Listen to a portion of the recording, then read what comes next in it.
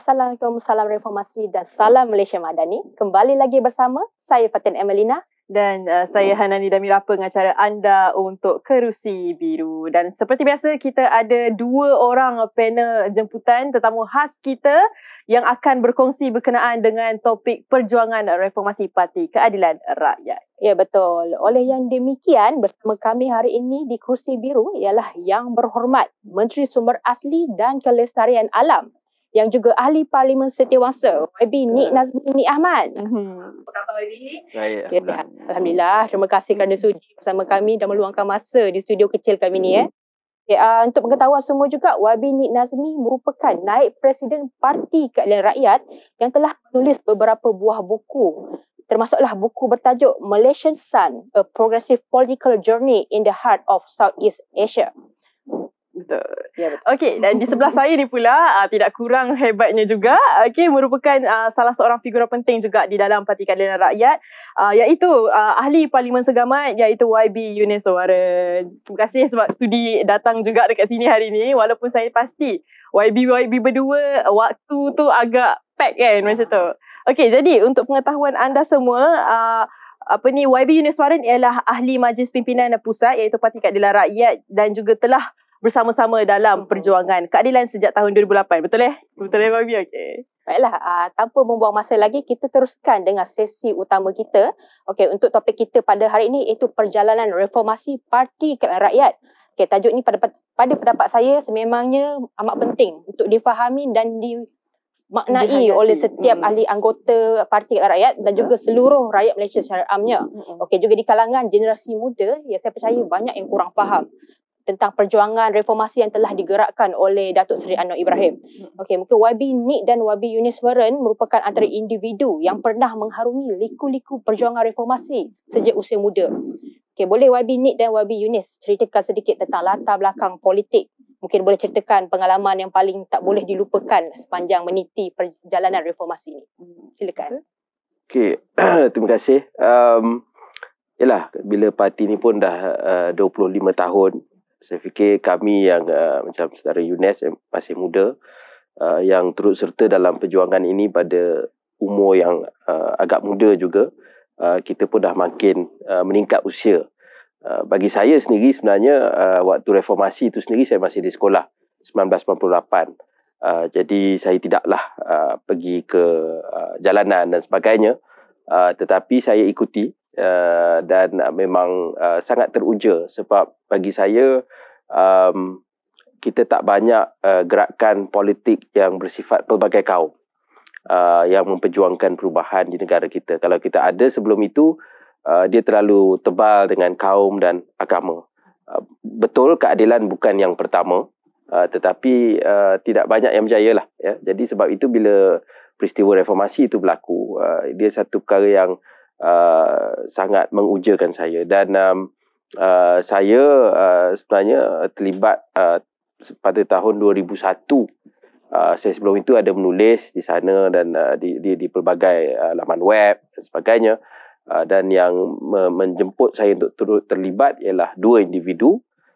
Salah seorangnya ialah Allahyarham Adlan Benan Omar, yang merupakan Setiausaha Pemuda Keadilan tahun zaman-zaman awal dahulu di bawah saudara Ezam Muhammad Noor, dan Bendahari Pemuda Keadilan iaitu saudara Rafizi Ramli pada waktu itu. Jadi saya mula terlibat dan saya pun mula mengenali pimpinan-pimpinan termasuk saudara Ezam ketika itu, saudari Nurul Izzah, Datuk Seri Dato' Wan Azizah dan sebagainya. Dan bila saya berada di UK pun saya membantu untuk menggerakkan aktiviti parti di sana sehingga Datuk Seri Anwar keluar. Cuma saya mengambil keputusan apabila saya tamat belajar dan saya mula bekerja dengan sebuah syarikat berkaitan kerajaan. Saya ambil keputusan yang kalau sebelum ini saya banyak terlibat dari segi membuat laman web, menganjurkan acara untuk mahasiswa dan sebagainya. Saya mahu terlibat di peringkat akar umbi dan saya menjadi anggota cabang Kelana Jaya. Jadi itu permulaan penglibatan saya dan terlibat dengan Angkatan Muda Keadilan dan seterusnya. Untuk YB Yunis pula macam mana? Kok pernah berguling atas jalan ke kan? Macam mana? Saya menyertai dari awal 2008 selepas Datuk Seri beginning of dia keluar daripada penjara, sudah ada sampai ke Johor, dan dari situlah perjalanan politik saya bermula. Dan saya juga dalam AMK lama bekerja ataupun bersama dengan 3 orang ketua AMK. Yang pertama adalah Datuk Seri Samsul Iskandar. Selepas itu YB Nick sendiri sebagai ketua AMK Malaysia. Dan selepas itu dengan YB Akmal Nasir. Dengan YB Akmal Nasir ni lagi banyak cabaran dia sebab waktu itulah langkah Sheraton itu berlaku dan cabaran yang begitu besar. Tapi sebelum itu pada 2013 dan saya dengan YB Nick ada satu persamaan sebab kita sama-sama didakwa di mahkamah atas kesalahan Akta Perhimpunan Aman. Dan antara saya dan YB Nick adalah kes yang diorang akan refer satu antara satu, dan saya lah orang pertama disabit. Tapi undang-undang yang sama, tapi YB Nick dah dibebaskan lah. Masa tu dia ahli parlimen. So saya masa tu adalah Setiausaha Kerja Keadilan Negeri Johor. Dan saya kerja sebagai staf parti masa tu. Dan lepas tu kes saya lah orang pertama didakwa sampai, dan saya 5 tahun tidak boleh bertanding lah. Itu adalah cabaran pertama, dan saya kekal bersama parti. Sejak itu saya bergerak membantu, dan saya juga sebagai naib ketua AMK Negeri Johor. Dan waktu saudara Akmal, saya dilantik sebagai ketua AMK Johor. Masa tu memang cabarannya begitu besar. That is the crucial time lah. Selepas kita jadi kerajaan 2018, because time tu langkah Sheraton berlaku. Kita tahulah apa yang berlaku dalam parti, dan parti itu berpecah, dan saya wanita tu memang collapse lah. Dan yang betul-betul menjadi benteng yang mempertahankan parti, saya boleh kata masa tu AMK dengan ahli parlimen. Masa tu kita bukanlah sebahagian besar atau peranan yang paling penting waktu tu. Tun Mahathir dalam kerajaan, dan Datuk Seri Anwar juga cuba untuk membawa parti ke depan, tapi dengan pelbagai cabarannya. So memang sebelum tu adalah bersih, himpunan KL dan pelbagai himpunan lah. Saya rasa YB Nick dengan kita ni banyak terlibat dalam ni, dan ada kena kejar dengan FRU, tear gas dan sebagainya. Memang ada sangat banyak pengalaman waktu tu. Memang saya ni bukan masa tu taklah popular ataupun figura yang lebih ke depan macam YB Nick, YB Sam dan Nur Izzah dan ramainya. Mungkin saya ini adalah lebih belakang dan membantu dari segi gerak kerja parti dan sebagainya. So itu adalah time yang paling saya rasa crucial, 2008 hingga 2015. Time tu kita menang kerusi tak banyak, tapi the wave ataupun angin perubahan itu dah bermula kita nampak dengan dan saya ada pengalaman yang cukup bagus adalah tentang kisah Jelajah Merdeka Rakyat. Saya adalah staf parti, maka saya ikut semua jelajah dengan Datuk Seri Presiden masa tu. Dan the best moment adalah Datuk Seri akan ikut dalam bas dan dia akan nyanyi lagu lah. Dia akan nyanyi lagu favourite dia. Itu peluang-peluang yang saya dapat lihat dengan staff-staff dalam parti kita. Memang dia masuk bas, dia nyanyi lagu macam-macam untuk dia relax, dan lepas tu dia pergi ceramah. Dan itu adalah satu lagu yang dia selalu nyanyi lagu apa? Saya dah tak boleh ingat lagu dia punya lagu Nona Aziza tu memang dia punya favourite song. Dan Datuk Seri memang suka lagu-lagu P. Ramlee sebenarnya. Itu adalah cita-cita yang pasang kat kongres. So lagu-lagu ni saya masih ada simpan gambar-gambar dalam Jelajah Merdeka Rakyat tu. So memang satu memori yang begitu mencabar bagi saya lah. So itu adalah pengalaman yang awal apabila saya menyertai parti. Dengan Parti Keadilan ni adalah antara parti yang pelbagai kaum. Itu yang sebenarnya menarik saya.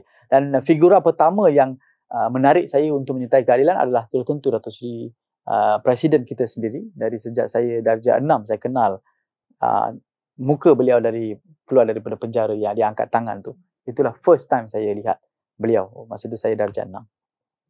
Itu pengalaman saya dalam keadilan. Kita dah dengar tadi tentang latar belakang politik YB Yunus dan YB Nick Nazmi. Okey, baiklah, seterusnya kita nak tahu pula kenapa YB Yunus dan YB Nick Nazmi memilih Parti Keadilan Rakyat untuk memulakan perjalanan politik. Saya rasa sebahagiannya tadi saya ada sebut lah kan. Tetapi antara saya just nak sambung sikit, nak kongsi pengalaman menarik tu. Ada satu program latihan angkatan muda. Saya ingat tahun 2006. Kalau tak silap saya, yang mana waktu itu parti tak ada duit, zaman-zaman susah, dan nak buat program, kalau buat letak yuran yang mahal, biasanya nak dapat penyertaan tu susah. So waktu itu kita diminta, kalau tak silap saya, bayar RM50 untuk angkatan muda, tetapi selebihnya kita bawa telur, beras Maggi dan sebagainya dengan jumlah yang ditetapkan, Nescafe. Kemudian sampai di janda baik tu kita kongsi, gotong royong lah masak. Dan itu bagi saya satu pengalaman yang mana pada waktu itu termasuklah Tan Sri Johari Abdul, Datuk Sri Salihuddin Hashim, antaranya mantan yang memberi ucapan lah dalam program tersebut. Anyway, kenapa saya yang menarik saya pada keadilan tu ialah balik kepada hakikat bahawa ini pertama ialah parti yang pelbagai kaum. Yang tu saya ingat kita dah sebut. Kita pernah suatu ketika dahulu menang, setiap negeri kita ada satu, sekurang-kurangnya satu wakil rakyat. Dan kita ada Melayu, Cina, India, Iban, Bidayuh, Orang Hulu, kita ada Kadazan yang pernah menjadi wakil rakyat kita. Dan itu tidak ada parti lain, bukan hanya pelbagai kaum tapi nasional, Sabah, Sarawak. Satu lagi, parti ini juga selalu bagi peluang kepada wanita. Kita tengok Datuk Seri Dr. Wan Azizah, Timbalan Perdana Menteri, pernah jadi Presiden. Kita juga tengok kita pernah ada naib Presiden yang memang daripada wanita yang menang, macam Nurul Izzah sendiri, dan YB Zuraida suatu ketika dahulu. Jadi itu menunjukkan bahawa kita tidak ada masalah, dan mungkin itu kekuatan kita. Dan ketiga ialah kita juga parti yang banyak bagi ruang kepada anak-anak muda. Tahun 2008 tu ramailah yang kami yang bawah 30-an yang agak luar biasa pada waktu itu. Saya paling muda, Izzah, Chang Likang, Amiruddin, Simzazin, kita antara yang terpilih. 2018 kita ada yang paling muda lah, Prabha, umur 22 pada waktu itu. Dan dalam kali ini pun parlimen kita ada 4 orang anak muda, iaitu Dr. Taufik, Prabha and CM Chu. Antara yang 4 paling muda tu, 3 daripada keadilan. Jadi bagi saya itu tarikan kita lah, kekuatan keadilan. Baiklah. Kita dah dengar YB Nik Nazmi menjelaskan kenapa beliau memilih Parti Keadilan Rakyat. Okey, sebelum kita dengar lagi penjelasan daripada YB Yunis, apa kata kita berehat sebentar.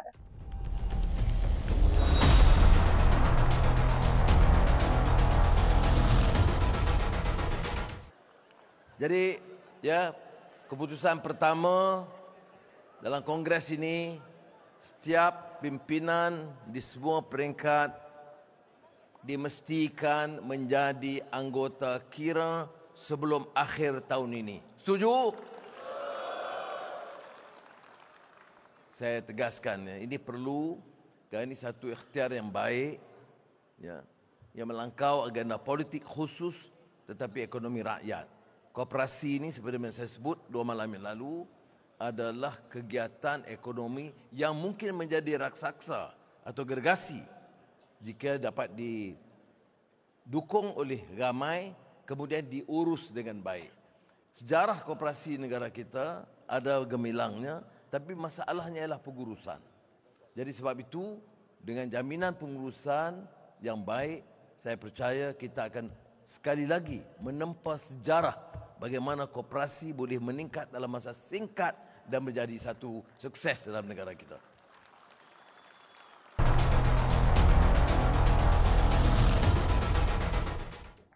Baiklah, kembali lagi bersama dengan kami untuk segmen yang kedua. Masih lagi dengan tajuk yang sama, iaitu perjalanan reformasi Parti Keadilan Rakyat, dan masih lagi setia bersama dengan kami 2 orang panel, YB Nik Nazmi dan juga YB Yunis. Okey, tadi berbalik kepada soalan yang Fatih tinggalkan kepada YB Yunis tadi, saya nak tambah sikit. YB Yunis boleh kongsikan berkenaan dengan mengapa Parti Keadilan Rakyat yang menjadi pilihan, dan juga pada pendapat YB sendiri, apakah definisi perjuangan reformasi itu sendiri? Baik, seperti yang saya kongsikan tadi, antara sebab yang saya menyertai keadilan adalah sosok yang bernama Anwar Ibrahim itu sendiri. Dan beliau menjadi inspirasi saya, walaupun saya ini not seorang orang Melayu, saya orang India. Soalannya begitu, kenapa saya pilih ramai pemimpin dekat negara ni, saya pilih beliau cetusnya daripada insiden 1998 tu. Saya baca berkenaan dengan beliau, dan begitu. Dan juga saya juga mula menyertai keadilan sejak 2008, dan saya menjadi anggota biasa. Seperti yang saya kata, saya bukanlah figura yang popular, maksud tu kan, memang anggota biasa, orang memang tak kenal pun saya ni kan.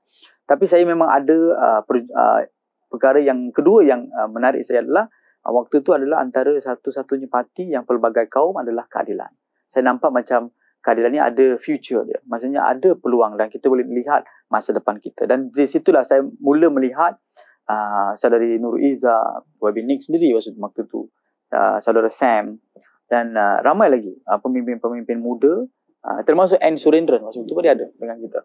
Dan ramai pemimpin-pemimpin yang nampaknya betul-betul dalam keadilan ini juga menjadi satu atraktif bagi saya lah. So saya mula menceburi bidang politik keadilan ini. Dan sebelum tu saya memang ada sedikit gerak kerja ataupun bekerjasama dengan parti PAS. Ya, saya juga ditawar sebagai ketua pemuda PAS, himpunan sayap dia yang bukan Muslim. Terkejut saya. Sebab waktu tu PAS memang bersama dengan kita. Ya, saya memang ditawarkan dan saya mula bergerak tapi saya rasa macam waktu tu memang keadilan adalah my choice. Dan selepas itu, dan kalau kita tengok lepas 2010 onwards, dan perjalanan dia berbeza kerana waktu itu Johor, apabila kita kata politik Johor atau politik Malaysia ni, Johor adalah antara yang paling kuat yang kita refer sebagai kubu kuat UMNO. There's no chance yang bahawa keadilan atau parti mana, keadilan lah, khususnya keadilan, ia mungkin boleh menang mana-mana kerusi. Tapi ia telah break event pada 2013 tu, dari PRU tu kita dapat menang satu kerusi parlimen Batu Pahat dan satu kerusi DUN di Bukit Batu. Itu adalah satu yang new perkara yang menjadi satu lagi cabaran untuk kita untuk betul-betul kita go all out. Dan kita dapat lihat 2018 dan yang baru-baru ini dapat kita buka membawa satu politik yang baru di negeri Johor. Ini adalah antara saya rasa macam ada the significant matters yang saya follow. Dan berkenaan dengan reformasi, reformasi ni bukanlah satu matlamat ataupun goal yang kita dapat capai esok dan lusa. Ada yang mungkin rasa apabila Presiden kita jadi Perdana Menteri, reformasi itu dah capai. Tidak sebenarnya. Reformasi itu adalah satu perjalanan yang cukup panjang. Saya masih ingat lagi, reformasi dari segi perubahan institusi kerajaan, reformasi daripada pemikiran dan corak pemikiran masyarakat itu juga harus memberi sumbangan yang besar kepada perubahan yang total. So maka saya rasa reformasi is something yang not kita dapat mencapai dengan hanya menjadi kerajaan, tapi dia adalah satu pergerakan, adalah is a movement for the very long run. I think barulah kita, pada pendapat saya, bukan 2018 tapi baru apabila Datuk Seri Anwar menjadi Perdana Menteri, barulah benar-benar agenda reformasi itu kita dapat mula melaksanakan. Sama ada kita capai atau tidak, dia is a long way to go. Dan di situlah saya yakin dengan pemimpin-pemimpin kita yang pelapis dalam keadilan ini seperti YB Nick, YB Akmal, Saudara Rafizi, YB Nur Izzah, dan kita ada MB Selangor, dan ini adalah pemimpin-pemimpin yang Datuk Saifuddin Nasution, ramai lagi pemimpin. Dan saya pernah tanya dekat masyarakat, dan ini juga masyarakat dari semua kaum yang sebut benda yang sama. Keadilan, kelebihan dia, semua orang-orang muda yang ada bakat dan yang ada peluang. Dan untuk makluman, saya adalah antara pemimpin India yang pertama menjadi ketua AMK Johor dalam sejarah Johor, dalam Johor. So ini saya rasa saya diiktiraf, macam seperti yang YB Nick kata. Kita diberi peluang sebab bakat kita, semangat kita, dan juga kita punya komitmen terhadap parti dan perjuangan kita. So itu saya nampak, dan ini juga menjadi satu sejarah bagi saya, dan saya juga menjemput lagi ramai anak-anak muda dari kalangan masyarakat India, especially yang Chinese, dan untuk menyertai keadilan. So it is, as I said, reformasi ini adalah bukan satu benda yang kita sebut hari ini kita dapat capai esok. It is a long process yang kita mahu rakyat itu sendiri merasai reformasi itu sendiri daripada perjuangan kita. That's my comment. Untuk YB Nek Nazmi pula, tadi YB Yunus dah berkongsi berkenaan dengan definisi perjuangan reformasi itu kan. Lepas tu kita nampak daripada perkongsian YB Yunus, YB Nek Nazmi ni kira macam idola lah kan, seorang idola. Jadi untuk hala tuju reformasi itu sendiri, boleh tak YB Nek Nazmi terangkan sikit berkenaan dengan hala tuju reformasi itu sebenarnya? Okey, reformasi ni maksud dia bagi saya sangat mendalam. Dan bila kita bercakap tentang reformasi ni, dia ialah tentang soal keadilan untuk semua, dan ia bercakap tentang soal institusi yang bebas, misalnya untuk kita melawan rasuah, melawan penyalahgunaan kuasa. Pada masa yang sama, kita juga bercakap tentang soal keadilan sosial, ya, tentang soal kepedulian kepada rakyat. Mungkin ramai lupa bahawa keadilan ini yang ada pada hari ini sebenarnya gabungan daripada Parti Keadilan Nasional yang tubuh pada April 1999 dengan Parti Rakyat Parti Rakyat Malaysia ni ditubuhkan tahun 1950-an lagi, dan ia ialah kesinambungan perjuangan menuntut kemerdekaan daripada gerakan progresif. Jadi semangat kepedulian rakyat ini juga satu perkara yang sangat penting. Jadi makna dasar-dasar yang kita nak lakukan, kita kena melihat kepada kepentingan rakyat yang ramai. Jadi itu bagi saya antara kunci kita. Dan memang betul sebagaimana yang disebut oleh saudara Yunes, kita memegang kuasa, kita dapat Datuk Seri Anwar menjadi Perdana Menteri, itu bukan bermakna perjuangan itu selesai. Perjuangan itu berterusan, banyak lagi, dan dia kebetulan pula tahun 2022 ini kerajaan yang dibentuk ialah kerajaan campuran. Jadi kita kena bagaimana nak mengimbangi segala perkara tersebut, bukan perkara mudah. Tapi bagi saya ada beberapa kejayaan yang telah kita capai dalam aspek untuk kita merealisasikan reformasi itu. I see. Baiklah. Berarti Bila kita dah dengar tadi pelbagai definisi daripada dua tokoh parti kelahiran kita pada hari ini. Jadi ni baru peringkat awal pengenalan untuk sesi kita. Kita ada banyak lagi soalan nak tanya. Apa-apa pun kita berehat seketika.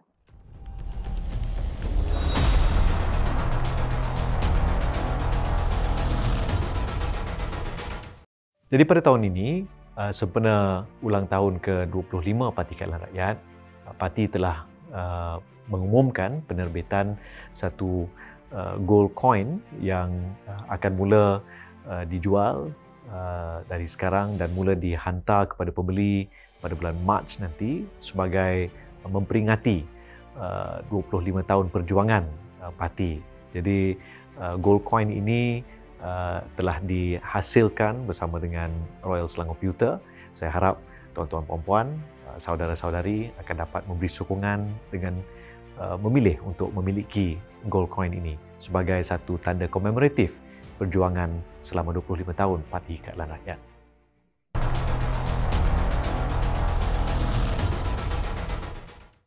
Kembali lagi bersama kami di Kerusi Biru dengan tetamu jemputan iaitu YB Nik Nazmi dan juga YB Yunes Warren dengan topik perjalanan reformasi Parti Keadilan Rakyat.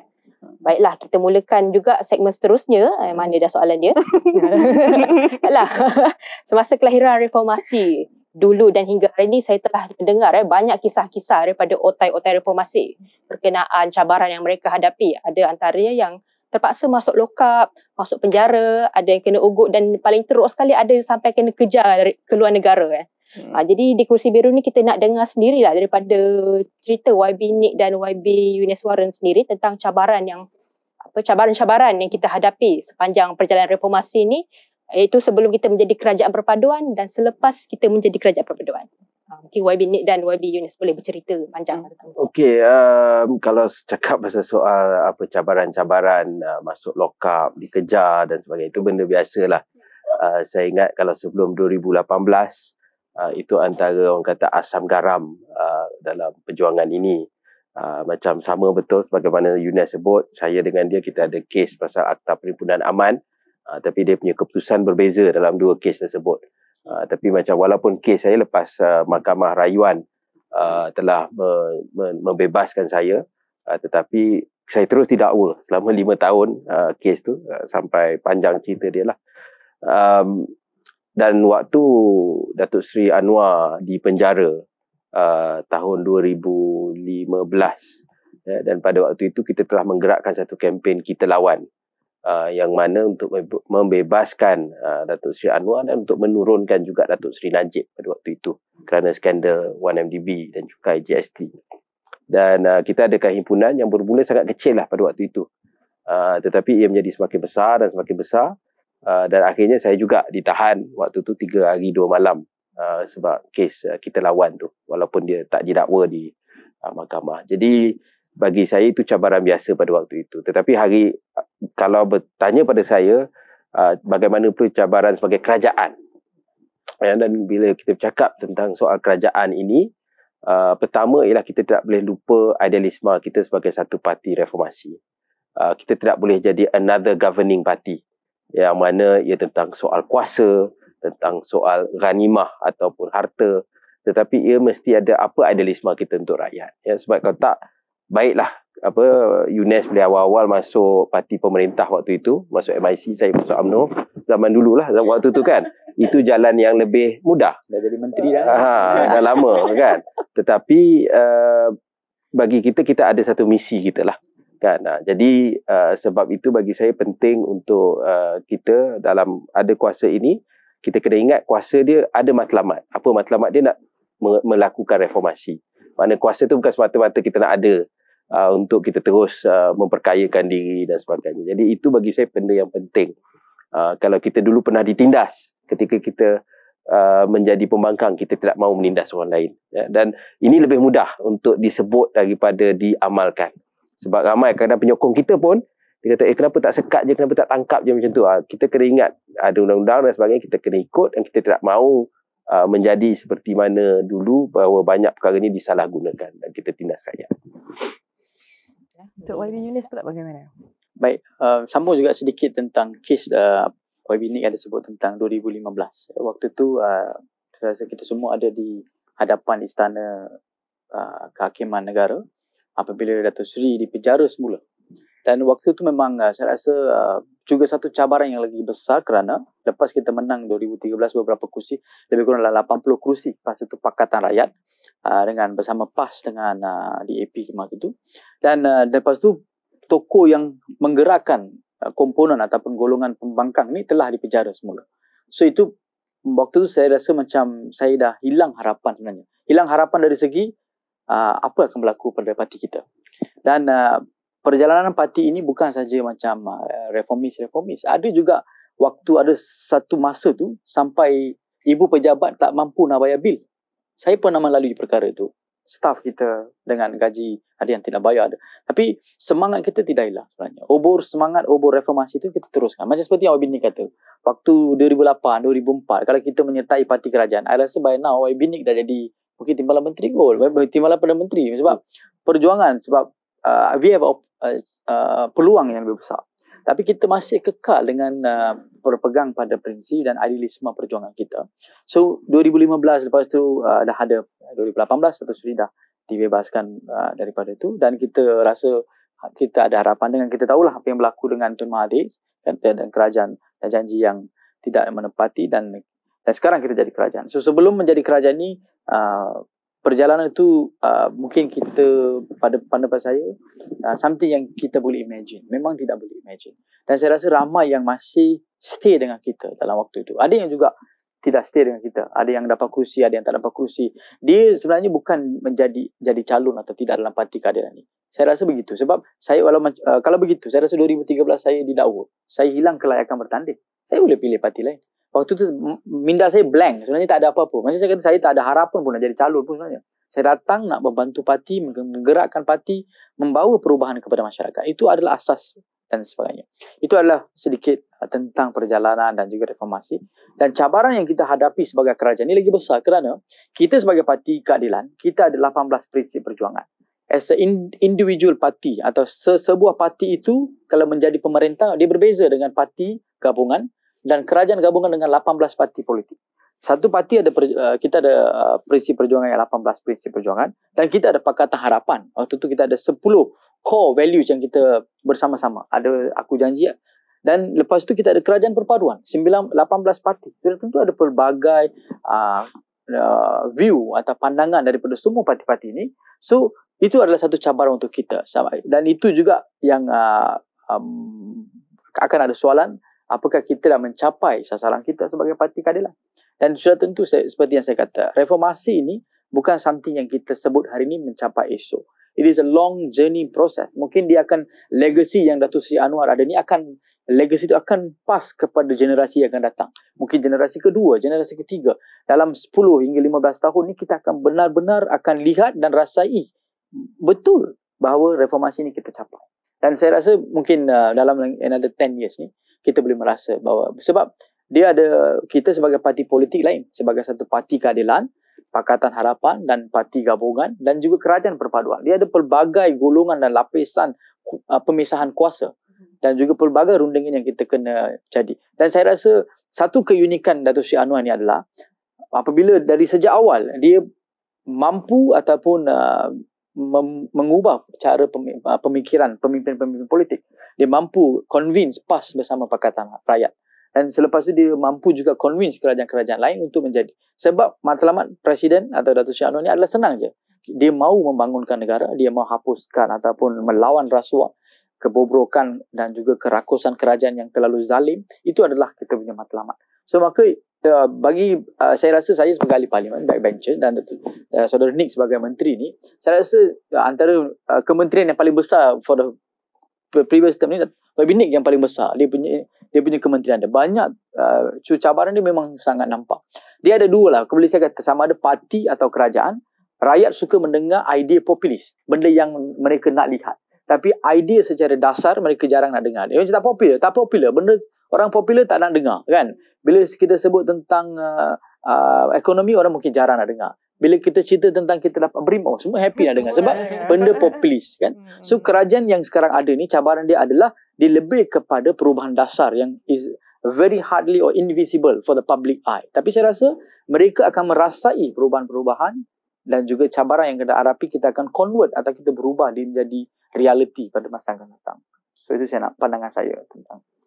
Berdasarkan liku-liku ataupun cabaran-cabaran yang YB Nick dan juga YB Yunus kongsikan tadi, kita percaya pelbagai asam garam perjuangan tu telah pun dilalui. Jadi as pejuang awal parti, kan, bagaimana tadi YB Nick ada cerita berkenaan dengan hala tuju. Jadi sekarang ni kita nak tanya kepada kedua-dua YB kita, sama ada hala tuju awal tu adakah telah tercapai sekarang, ataupun kalau sudah tercapai, apa yang jelas boleh kita lihat ataupun penonton kita boleh dengar daripada YB sekalian, ataupun kalau tidak, di mana silapnya?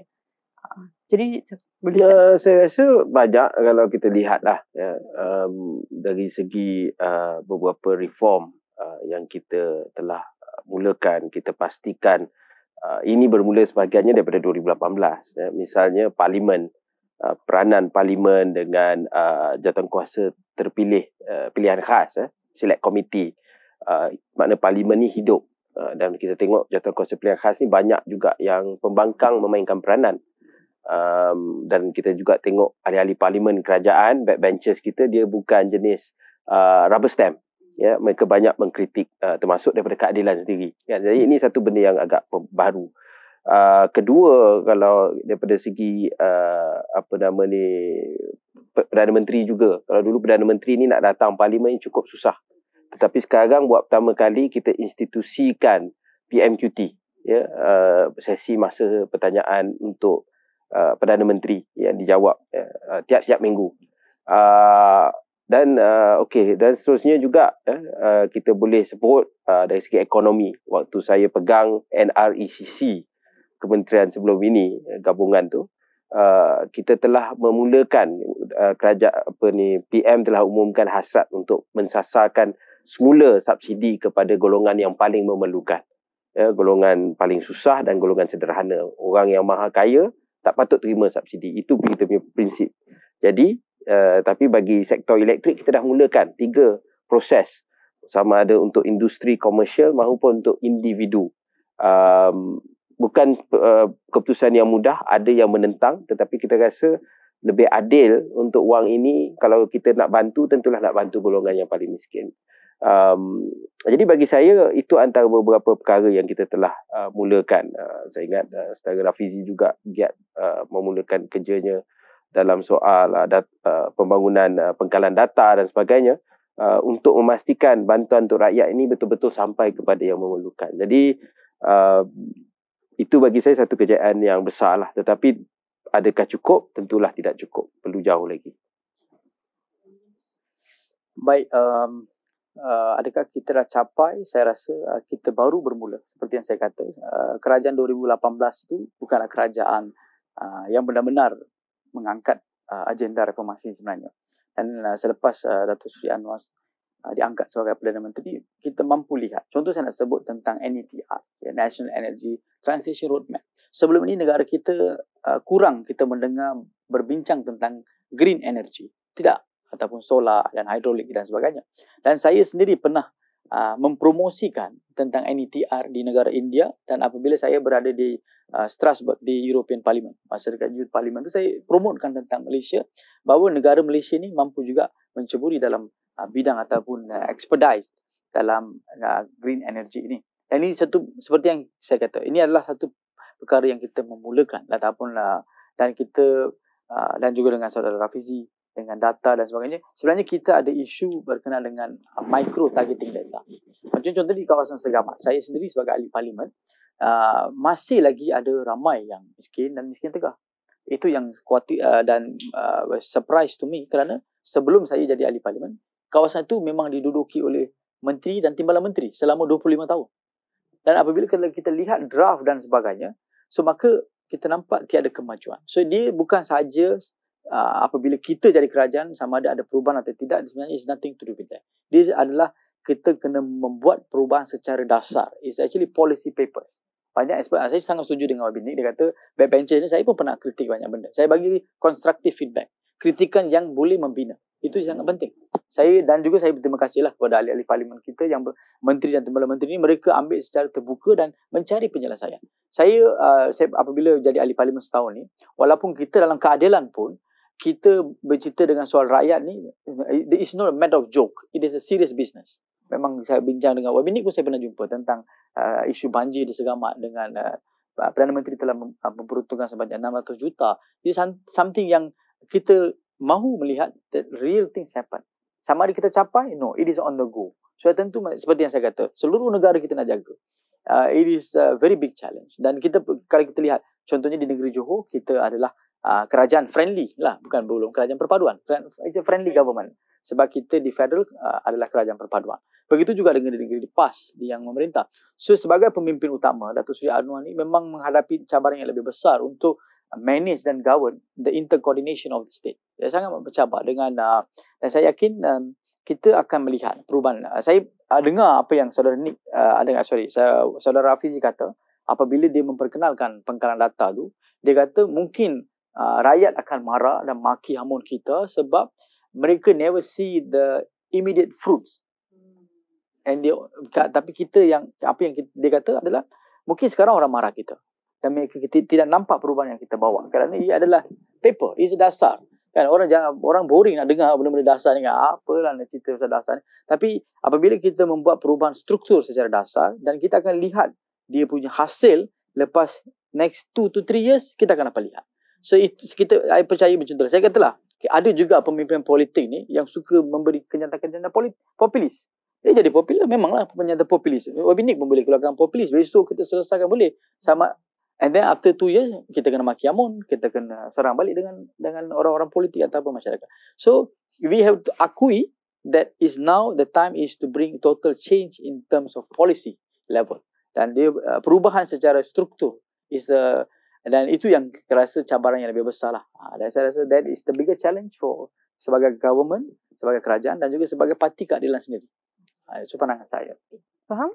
Baiklah, terima kasih atas perkongsian saya pun dah tersasar perkongsian daripada dua orang YB kita sebentar tadi. Jadi selepas ini kita akan ke segmen yang terakhir dan ada lagi soalan-soalan panas mungkin yang kita akan tanya dan kita akan berehat seketika dan kembali selepas ini.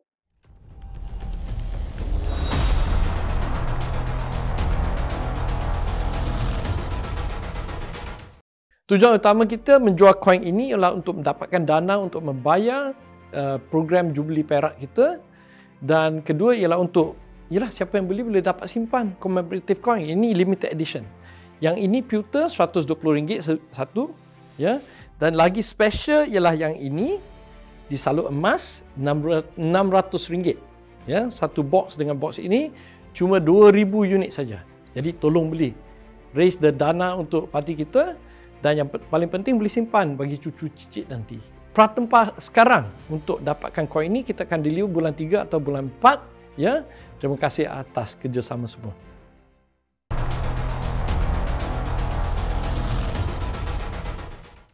Baiklah, terima kasih kerana masih setia bersama kami di Kerusi Biru dalam episod Perjalanan Reformasi Parti Keadilan Rakyat bersama panel kita pada hari ini, YB Nick Nazmi dan juga YB Eunice Warren. Betul. Baiklah, untuk soalan di segmen terakhir ini, kami nak tanya, berkenaan cadangan YB Nik dan juga YB Yunis selaku pimpinan utama Parti Keadilan Rakyat. Apakah cara untuk memperkukuhkan dan juga menambah baik kekuatan parti untuk kekal relevan lagi beberapa tahun yang akan datang? Atau mungkin daripada perspektif YB sendiri, ada kelompongan atau kecacatan yang perlu diperbaiki dalam parti ini? Mungkin boleh bagi pandangan. Kalau memandangkan kita dah capai usia 25 tahun, saya fikir elok untuk kita nak melihat ke depan, kita fikir bagaimana parti ini bila umur dia 50 tahun. Kan? Jadi bila kita memandang 25 tahun ke depan, kita kena lihat pengalaman kita, bagaimana kita melalui cabaran-cabaran yang ada sebelum ini. Kalau sebelum ini, cabaran kita diuji di dalam sebagai pembangkang dengan pelbagai kesusahan. Tetapi sekarang kita juga diuji. Kita diuji dengan kuasa. Dan kita telah tengok bagaimana parti-parti yang pernah mendominasi politik seluruh dunia, tetapi bila mereka terlalu selesa dalam kuasa ataupun dia tidak realisasikan idealisme dia, kalau kita idealisme reformasi itu, maka rakyat akan memencenkan kita semua, kan? Jadi atas dasar itu bagi saya penting untuk pertama, apa yang kekuatan kita sebelum ini, kita tengok tentang soal pelbagai kaum, wanita, anak muda. Jadi kena terus kita memastikan kepimpinan-kepimpinan ini akan terus diketengahkan. Kadang-kadang dalam pertarungan, sebab biasanya kalau nak ikut proses biasa ni, dia kena ikut pemilihan parti. Itu tentu kita hormat dan itu struktur parti. Tetapi kalau kita tengok dulu, kalau nak ikut struktur parti, mungkin saya 2008 tidak diberi peluang untuk bertanding semata-mata atas dasar struktur. Jadi sebab itu waktu tu perlu diimbangi dengan bakat-bakat baru. Kita nak bawa juga macam pilihan raya lepas kita ada. Saya ingat kita tonjolkan beberapa calon-calon dengan CV-CV yang cukup menarik dalam pilihan raya lepas. Jadi itulah. Jadi sebab itu bagi saya penting kita kena proses itu berterusan. Dan itu perlu ada makna pihak di peringkat kepimpinan JPRP semua dia kena ambil serius lah tentang perkara tersebut. Dan kedua yang saya nak tekankan ialah soal PR kita. Macam hari ni kita ada show ini, tapi soal media, kita pernah menguasai blog. Saya dulu dikenali sebagai blogger misalnya. Blog, Facebook, itu pernah menjadi ruang yang kita dominan. Tapi hari ini kita tahu pihak pembangkang yang menguasai TikTok misalnya. Jadi kita perlu reflect apa yang perlu kita lakukan. Jangan fikir pasal media massa dan sebagainya. Kita dah kerajaan nak fikir media massa. Media massa itu penting, tetapi kita tahu menguasai media massa tak menjamin apa-apa. Sebab itu kita perlu ada medium untuk kita sampai anak-anak muda yang berada di sana, kita bagaimana nak reach pada mereka. Baik, sama ada keadilan ini kekal relevan atau tidak, itu terletak pada semua anggota dalam parti kita. Bukan saja pimpinan atas, tapi peranan yang sangat penting yang kini sedang dimainkan oleh anggota-anggota yang the last member of the party. Termasuk anggota baru, ranting, cabang. Mereka ni adalah kekuatan. Kenapa? Sebab saya adalah daripada akar umbi yang biasa. Seperti YB Nik. Kita tidak terus terjun jadi pemimpin atas. Tidak. Kita daripada grassroots, maka kita memahami. Kalau kita nak kekal relevan dalam arena politik Malaysia, dan kita harus mengadaptasi aspirasi rakyat. Itu yang sangat penting. Sama ada kita relevant or not, if we are not fit to the aspiration of people, maka kita akan left out. Maka kita dalam 25 tahun yang kita dah melalui ini, we already have a jubilee. Ya, maksud kata tidak sampai jubilee year, 25 years. So, maka 25 tahun akan datang ini juga akan menjadi satu pencabaran yang lebih besar. Kalau kita tidak adopt apa yang kita mahu bersama dengan rakyat, maka kita akan tertinggal. Kita akan jadi sejarah. Seperti YB Nik kata, kita akan dipensionkan daripada arena politik Malaysia. So, maka antara yang perlu yang kita melakukan adalah kita teruskan melahir pemimpin-pemimpin muda. Generasi akan datang. Dan itu kelebihan keadilan. Kelebihan dia adalah kita memberi ruang kepada anak-anak muda. Seperti di PRN Melaka kita nampak. Saudari Nana, antara yang paling muda yang bertanding. Saudari sendiri yang bertanding. Saya nampak ramai yang parti memberi ruang seperti pelbagai kaum. Dan ada yang muda, tua dan pemimpin-pemimpin yang kita perlu lahirkan continuously. Maka kita akan relevan. Dan antara saya juga pada kursi biru ni, saya nak mengucapkan terima kasih kepada Datuk Seri Dr. Wan Azizah, Kak Wan, kerana antara beliau lah waktu Datuk Seri dalam penjara, beliau sebagai seorang wanita, seorang ibu, dan I think rasa dia memang melalui satu cabaran yang cukup besar. Dan saya juga ingin kongsikan juga, I mean nothing to hide benda ni. Pernah juga waktu tu ada sekumpulan yang cuba mahu menjatuhkan Dr. Wan Azizah sebagai presiden parti itu. Saya rasa dalam MPP. Dan itu semua adalah satu cabaran yang cukup besar sebagai seorang wanita. Dan saya juga bangga saya duduk dalam satu parti di mana dalam sejarah Malaysia, wanita pertama yang menjadi timbalan Perdana Menteri. Dan ini kita nampak sebab apa kita mengangkat aspirasi rakyat. Rakyat mahu melihat kepelbagaian itu dan juga dan bakat-bakat itu ditonjolkan. Dan itu adalah kelebihan keadilan. So kalau kita nak kekal relevan, these are the thing yang kita kena fokus, dan jangan lupa pada akar umbi yang ke bawah. Ya, khususnya yang contoh negeri-negeri yang kita pembangkang tu, mereka masih lagi kekal setia dengan parti. So seperti Johor lah, ya, macam kita ni walaupun saya ahli parlimen kerajaan, tapi dekat Johor kita memang friendly government, dan akar umbi keadilan ni masih lagi yang melalui pelbagai cabaran. Ya, kita tak, antara negeri yang tak pernah merasai kerajaan betul-betul adalah pada saya pandangan negeri Johor lah kot. Kerana 2018 kita jadi kerajaan tapi tak adalah role yang boleh besar, dan baru-baru ini pun sama juga. So maka kita nak consolidate semua ni. Bagaimana kita nak consolidate dan teruskan perjuangan ini adalah pimpinan atas tu kena ada melahirkan pemimpin untuk menyambung legacy kita dan juga reformasi kita. Sentiasa kita harus menggilap reformasi kita. Parti ini kelebihannya adalah parti yang sentiasa ada kritikan. Bukan daripada luar, daripada parti sendiri. Daripada anggota kita, pemimpin kita memberi kritikan. Saya rasa kritikan itu adalah kritikan yang membina.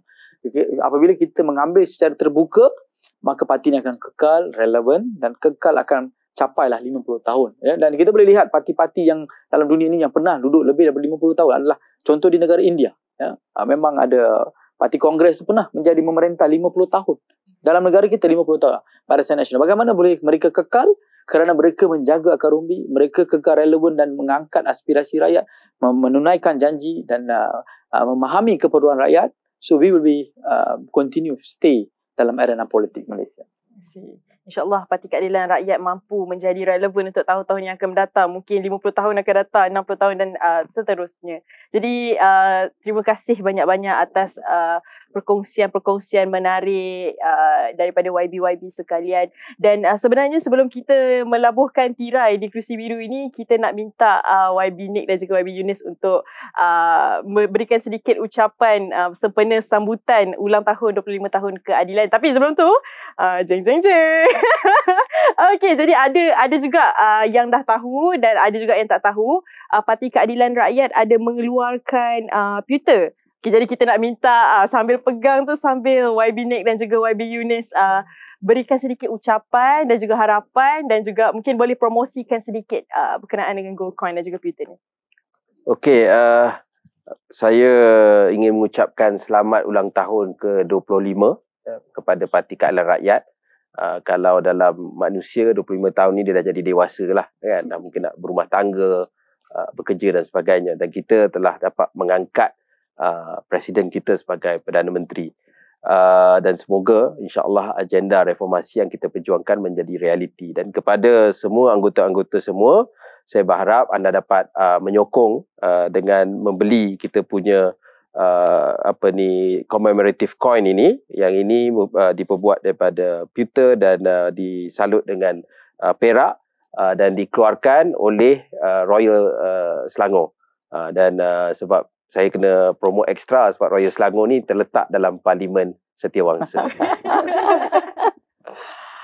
Okay. Baik, saya juga ingin mengucapkan selamat menyambut 25 tahun keadilan dan perjuangan reformasi ini.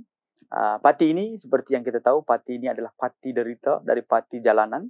Walaupun kita jadi kerajaan, kita masih mahu anggota parti untuk menyokong dan juga untuk membeli pewter. Yang saya punya ini adalah emas, pewter emas, berat juga. Ya. Saya mohon rakan-rakan, ahli-ahli keadilan boleh memberi sokongan beli pewter ni, tanda sokongan kepada parti kita supaya kita boleh meningkatkan sumber pendapatan dan juga kita memperingati segala yang kita perjuangkan. So saya minta semua sokong, dan saya juga tentu akan beli juga benda ni. Sekian. Janji YB, janji. Okey, baiklah Fatin. Okey, sekian program Kerusi Biru kita pada hari ini. Okey, penonton di luar sana jangan lupa follow, like dan share Facebook, TikTok, YouTube Parti Keadilan Rakyat dan juga jangan lupa follow dan like TikTok Studio Keadilan. YB juga jangan lupa. Jangan lupa boleh like dan share. Okey, baiklah. Saya Fatin Emelina. Dan saya Hanani Damira. Assalamualaikum warahmatullahi wabarakatuh. Selamat malam. Jumpa lagi.